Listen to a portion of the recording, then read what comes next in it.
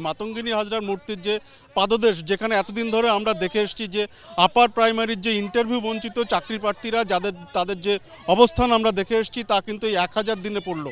এবং এই 1000 দিনে তাদের অঙ্গীকার যে মুখ্যমন্ত্রীর কাছে তারা ফের জানিয়েছেন। আজকে এখান থেকে তাদের প্রতিনিধিরা তারা গিয়েছেন মুখ্যমন্ত্রীর বাড়িতে, সেখানে আধিকারিকদের কাছে তাদের যে দাবি দেওয়া, সেই দাবি দেওয়া সম্বলিত স্মারকলিপি তা জমা দেওয়া হবে।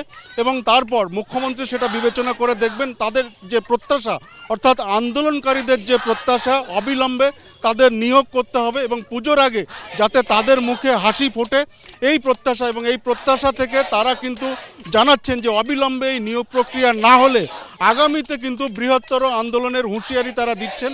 অর্থাৎ এতদিন পরেও, অর্থাৎ 2014 সালের নোটিফিকেশান এবং তারপর 2015-তে পরীক্ষা হয় এবং তারপর এক দফা ইন্টারভিউ হয় এবং শেষ পর্যন্ত আইনি জটে সেই ইন্টারভিউ বাতিল হয়। তারপরে এখনও পর্যন্ত কিন্তু একটিও নিয়োগ হয়নি। অর্থাৎ 14,000-এর মতো পদ, শূন্য পদ, এখনও নিয়োগ হয়নি। আপনাদের দাবি কি একটাই?